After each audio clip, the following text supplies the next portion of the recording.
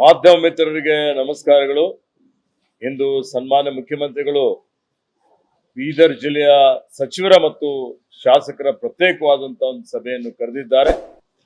ಅದಕ್ಕಾಗಿ ಅವರಿಗೆ ನನ್ನ ಪರವಾಗಿ ಜಿಲ್ಲೆ ಜನತೆ ಪರವಾಗಿ ಹಾರ್ದಿಕ ಅಭಿನಂದನೆಗಳನ್ನು ಸಲ್ಲಿಸುತ್ತಾ, ಈ ಒಂದು ಸಭೆಯಲ್ಲಿ ನಮ್ಮ ಸರ್ಕಾರ ಅಧಿಕಾರಕ್ಕೆ ಬಂದ ಮೇಲೆ 2.25 ವರ್ಷದಲ್ಲಿ ನಾವೇನ್ ಸಾಧನೆಯನ್ನು ಮಾಡಿದ್ದೇವೆ, ಮತ್ತೆ ನಮ್ಮ ಜಿಲ್ಲೆಯ ಜನರ ಏನೇನು ಬೇಡಿಕೆಗಳಿದಾವೆ, ಇನ್ನು ಏನೇನು ಸಮಸ್ಯೆಗಳಿಗೆ ನಾವು ತುರ್ತಾಗಿ ಸ್ಪಂದನೆ ಮಾಡಬೇಕಾಗಿದೆ, ಆ ವಿಷಯದ ಬಗ್ಗೆನೂ ನಾವು ಚರ್ಚೆ ಮಾಡ್ತೇವೆ. ವಿಶೇಷವಾಗಿ ಬೀದರಲ್ಲಿ ನೀರಾವರಿ ಯೋಜನೆಗಳು ಇನ್ನೂ ಪೂರ್ಣಗೊಳ್ಳಬೇಕಾಗಿದೆ.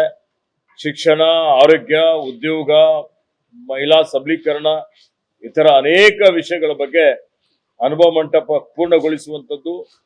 ಹೀಗಾಗಿ ಇನ್ನೂ ಹಲವಾರು ಕಾರ್ಯಕ್ರಮಗಳ ಬಗ್ಗೆ, ಯೋಜನೆಗಳ ಬಗ್ಗೆ ಸನ್ಮಾನ್ಯ ಮುಖ್ಯಮಂತ್ರಿಯವರ ಜೊತೆಯಲ್ಲಿ ಚರ್ಚೆ ಮಾಡಿ ಬರುವ 2.25 ವರ್ಷದಲ್ಲಿ ನಾವು ಕೊಟ್ಟ ಭರವಸೆಯನ್ನು ಈಡೇರಿಸಿ, ಮತ್ತೆ ಕಲ್ಯಾಣ ಕರ್ನಾಟಕದ ತುದಿಯಲ್ಲಿರುವಂತಹ, ಕರ್ನಾಟಕದ ಮುಕುಟ ಆಗಿರುವಂತಹ ಬೀದರ್ ಜಿಲ್ಲೆ ಅಭಿವೃದ್ಧಿ ಪಥದತ್ತ ಇನ್ನೂ ಹೆಚ್ಚಿನ ಒಂದು ರೀತಿಯಲ್ಲಿ ತೆಗೆದುಕೊಂಡು ಹೋಗಲಿಕ್ಕೆ ನಾವೆಲ್ಲ ಕಾರ್ಯಕ್ರಮವನ್ನು ರೂಪಿಸುವಂತದಕ್ಕೆ ಮಾನ್ಯ ಮುಖ್ಯಮಂತ್ರಿಗಳ ಒಂದು ಸಹಕಾರ, ಸಹಯೋಗವನ್ನು ಕೋರುತ್ತೇವೆ.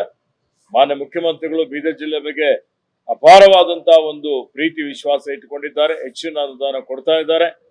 ಹೀಗಾಗಿ ಜಿಲ್ಲೆ ಜನರ ಎಲ್ಲಾ ಬೇಡಿಕೆಗಳನ್ನು ಈಡೇರಿಸುತ್ತಾರೆ ಅನ್ನುವಂತ ಒಂದು ವಿಶ್ವಾಸ ನಮ್ಮೆಲ್ಲರಿಗಿದೆ. ಮುಖ್ಯಮಂತ್ರಿ ಅವರು ಕೇವಲ ಕಾಂಗ್ರೆಸ್ ಶಾಸಕರ ಸಚಿವರ ಸಭೆ ಕರೆಸಿದ್ದಕ್ಕೆ ವಿರೋಧ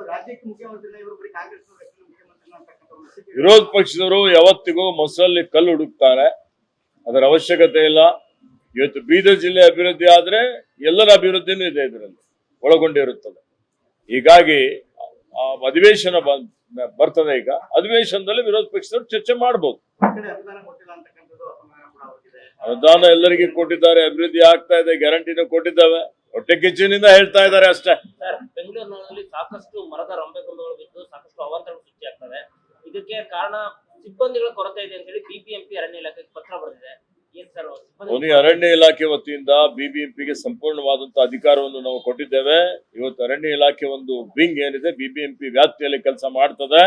ಅವ್ರಿಗೆ ಎಷ್ಟು ಸಿಬ್ಬಂದಿಗಳು ಬೇಕು ಅಥವಾ ಅವರಿಗೆ ತಾಂತ್ರಿಕ ಸಹಾಯ ಏನ್ ಬೇಕು, ಅದನ್ನು ಕೊಂಬೆಗಳು ಮತ್ತು ಎಲ್ಲಿ ದುರ್ಬಲ ಆಗಿದ್ದಾವೆ ಅಂತದ್ದನ್ನು ತೆಗಿಲಿಕ್ಕೆ ಮತ್ತು ಸುರಕ್ಷತೆ ದೃಷ್ಟಿಯಿಂದ ನಮ್ಮ ಇಲಾಖೆ ವತಿಯಿಂದ ಏನು ಸಹಕಾರ ಬೇಕಾಗಿದೆ ಅದೆಲ್ಲವನ್ನು ಕೊಡ್ತೇವೆ ಅನ್ನುವಂತ ಮಾತನ್ನು ಹೇಳಿಕೆ ಬಯಸ್ತೇವೆ.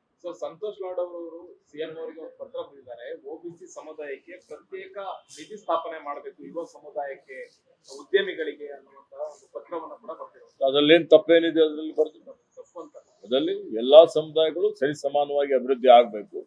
ಸಾಮಾಜಿಕ ನ್ಯಾಯ ಇದು ನಮ್ಮ ಇವತ್ತು ಪ್ರಣಾಳಿಕೆಯಲ್ಲಿದೆ. ನಾವು ಅದನ್ನು ಅನುಷ್ಠಾನ ಮಾಡ್ತಾ ಇದ್ದೇವೆ. ಸಮಾಜದಲ್ಲಿರುವಂತ ಎಲ್ಲಾ ಸಮುದಾಯಗಳಿಗೆ ಕಡೆ ವ್ಯಕ್ತಿಗೂ ನ್ಯಾಯ ಕೊಡುವಂತ ಒಂದು ಕೆಲಸ ನಮ್ಮ ಸರ್ಕಾರ ಮಾಡ್ತದೆ, ಕಾಂಗ್ರೆಸ್ ಪಾರ್ಟಿ ಮಾಡ್ತದೆ. ಅದಕ್ಕೆ ನಾವೆಲ್ಲರೂ ಬದ್ಧರಾಗಿದ್ದೇವೆ. ಸರ್, ಲೇಟೆಸ್ಟ್ ಹಾಗೂ ಇಂಟ್ರೆಸ್ಟಿಂಗ್ ಸುದ್ದಿಗಳಿಗಾಗಿ ಬಾಸ್ ಟಿವಿ ಕನ್ನಡ ಚಾನೆಲ್ನ ಸಬ್ಸ್ಕ್ರೈಬ್ ಮಾಡಿ. ಹಾಗೆಯೇ ಬೆಲ್ ಐಕಾನ್ ಪ್ರೆಸ್ ಮಾಡಿ. ಇದರ ಜೊತೆಗೆ ಫೇಸ್ಬುಕ್, ಇನ್ಸ್ಟಾಗ್ರಾಮ್, ಎಕ್ಸ್ ನಲ್ಲೂ ಮಿಸ್ ಮಾಡದೆ ಫಾಲೋ ಮಾಡಿ.